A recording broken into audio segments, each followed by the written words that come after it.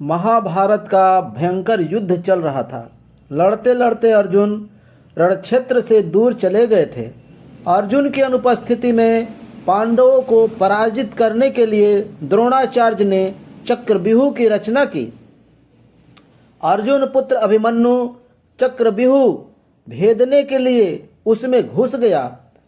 उसने कुशलतापूर्वक चक्रव्यूह के 6 चरण भेद लिए, लेकिन 7वें चरण में उसे दुर्योधन, जयद्रथ आदि 7 महारथियों ने घेर लिया और उस पर टूट पड़े। जयद्रथ ने पीछे से निहत्थे अभिमन्यु पर जोरदार प्रहार किया। वह वार इतना तीव्र था कि अभिमन्यु उसे सहन न कर सका और वीरगति को प्राप्त हो गया। अभिमन्यु की मृत्यु का समाचार सुनकर अर्जुन क्रोध से पागल हो उठा। उसने प्रतिज्ञा की कि यदि अगले दिन सूर्यास्त से पहले उसने जयद्रथ का वध नहीं किया तो वह आत्मदाह कर लेगा। जयद्रथ भयभीत होकर दुर्योधन के पास पहुंचा और अर्जुन की प्रतिज्ञा के बारे में बताया। दुर्योधन उसका भय दूर करते हुए बोला, चिंता मत करो मित्र, मैं और सारी कौरव सेना तुम्हारी रक्षा करेंगे। अर्जुन कल तुम तक नहीं पहुंच पाएगा, उसे आत्मदाह करना पड़ेगा। अगले दिन युद्ध शुरू हुआ। अर्जुन की आंखें जयद्रथ को ढूंढ रही थी, किंतु वह कहीं नहीं मिला।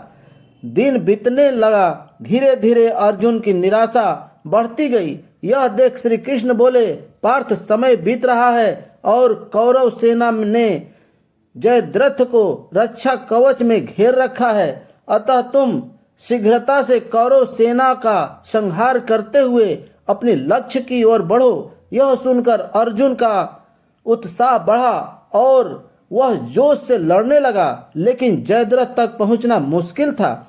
संध्या होने वाली थी, तब श्री कृष्ण ने अपनी माया फैला दी।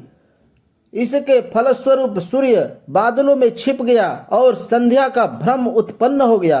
संध्या हो गई है और अब अर्जुन की प्रतिज्ञावश आत्मदाह करना होगा। यह सोचकर जयद्रथ और दुर्योधन खुशी से उछल पड़े। अर्जुन को आत्मदाह करते देखने के लिए जयद्रथ कौरव सेना के आगे आकर अट्टहास करने लगा। जयद्रथ को देखकर श्री कृष्ण बोले, पार्थ, तुम्हारा शत्रु तुम्हारे सामने खड़ा है, उठाओ अपना गांडीव और बद्ध कर दो इसका। वह देखो, अभी सूर्यास्त नहीं हुआ है। यह कहकर उन्होंने अपनी माया समेट ली। देखते ही देखते सूर्य बादलों से निकल आया। सबकी दृष्टि आसमान की ओर उठ गई। सूर्य अभी भी चकमका रहा था। यह देख जयद्रथ और दुर्योधन के पैरों तले जमीन खिसक गई। जयद्रथ भागने की हुआ, लेकिन तब तक अर्जुन ने अपना गांडीव उठा लिया था। तभी श्री कृष्ण चेतावनी देते हुए बोले, हे अर्जुन, जयद्रथ के पिता ने इस वरदान दिया था, जो इसका मस्तक जमीन पर गिराएगा उसका मस्तक भी 100 टुकड़ों में विभक्त हो जाएगा। इसलिए यदि इसका सिर जमीन पर गिरा तो तुम्हारे सिर के भी 100 टुकड़े हो जाएंगे। हे पार्थ, उत्तर दिशा में यहाँ से 100 योजन की दूरी पर जयद्रथ का पिता तप कर रहा है। तुम इसका मस्तक इसे काटो कि वह इसके पिता के गोद में जाकर गिरे।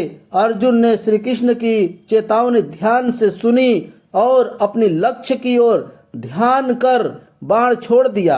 उस बाण ने जयद्रथ का सिर धड़ से अलग कर दिया और उसी लेकर सीधा जयद्रथ के पिता के गोद में जाकर गिरा। जयद्रथ के पिता चौंक कर उठा और तो उसकी गोद में से सिर जमीन पर गिर गया। सिर के जमीन पर गिरते ही उसके सिर के भी 100 टुकड़े हो गए। इस प्रकार अर्जुन की प्रतिज्ञा पूरी हुई।